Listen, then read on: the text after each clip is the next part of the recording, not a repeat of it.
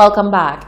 After witnessing what she described as the unprecedented denial of entry to a mentally disabled relative as he attempted to access a local business, a Castries vendor is speaking out. She says this sort of stereotypical treatment needs to stop. City vendor Cecilia Timal says she immediately flung into action after witnessing her disabled relative, Galvin Solomon, unjustifiably cast out of a local technology outlet, Raj Communications, by a security guard. She says her relative is well known in the city center as he traverses daily to purchase lotto tickets and is a delight to all he encounters, never once being dubbed a troublemaker. Today, I'm mad. I am mad because I'm sitting there and I'm watching a young man coming to buy a lotto.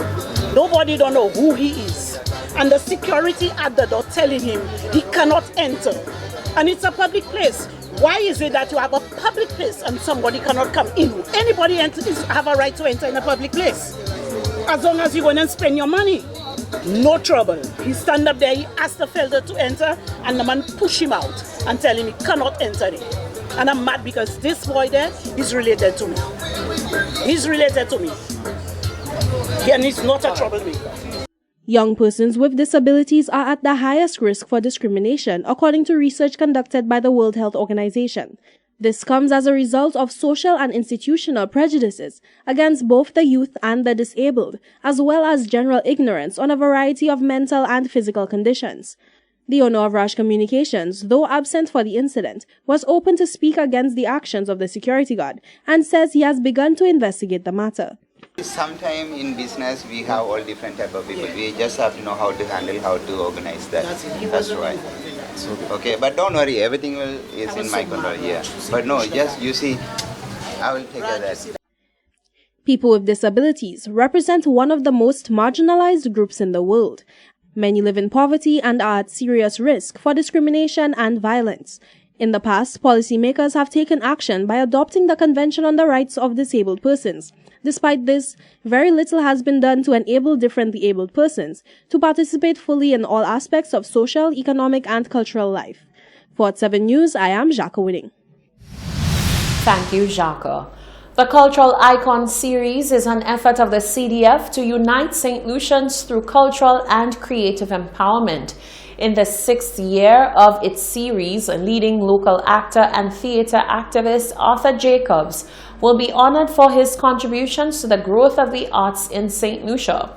Director of Events, Arts and Production at the CDF, Drenia Frederick, says the goal is to raise public awareness about the work of the icon, and this will be achieved through an icon concert and a local edutainment tour. 2020, the icon that we're going to celebrate is Arthur Jacobs, and we're looking forward to that. It is something that we feel that is important to the society.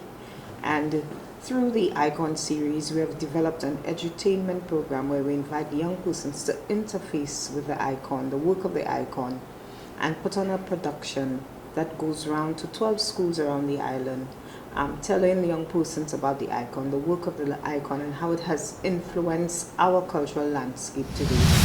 Frederick says in keeping with the push to decentralize cultural activities in St. Lucia, schools from around the island were selected. And when we do the edutainment, we select schools that are not only within the Castries Basin, but we go beyond. We went as far as Saltibus. And of course, our final icon, Arthur Jacobs. I mean, obviously, it is clear that it is theater, and that is going to be a big celebration. So we're looking forward to that, and we're looking forward to tomorrow our visioning committee selecting the next set of icons for the next 5 years. And it will follow the genre. So if we've ended with theater, then we will probably go back to music.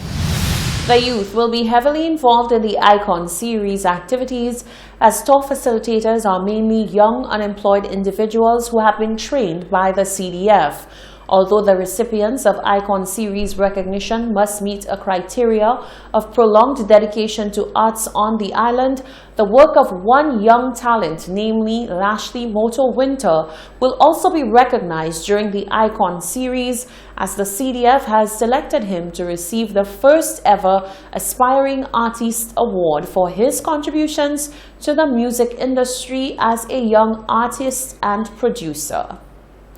Constitution Park was the home of the 4th annual Valentine's Showcase put on by the Ministry of Commerce. The Small Business Development Center within the Ministry of Commerce today held a Client Valentine's Day Showcase under the theme Renewal of Love. The event aims to provide clients more avenues to promote and market their businesses as a part of St. Lucia's tourism product, a mission which entrepreneur Rashima James says was well received. I think it's a very good thing because even me as an entrepreneur, I went around and supported the other persons in the event so that I know what they're doing. So at least that's one more person that know exactly what they're doing. And like I was telling my partner on this side who does the photography, I went to the bridal area, let them know what I do, and also took their cards. So I think it's a good form of networking. Last year's showcase was reportedly very well received by participants and the general public. James says the event is a great opportunity for patrons to not only interact with entrepreneurs, but to benefit from several bargains in anticipation of Valentine's festivities. Port 7 News, I am Jacques Wooding. The Department of Fisheries is informing the public that the sea turtle nesting period will commence from the 1st of March 2020. Information and Communications Officer Yvonne Edwin further advises that any interference with sea turtles during the nesting period is prohibited. Resource users, beachgoers, persons who frequent the beaches around St. Lucia are reminded that the nesting period for turtle commences on the 1st of March and will end on the 30th of November. We urge you to desist from driving along the beaches.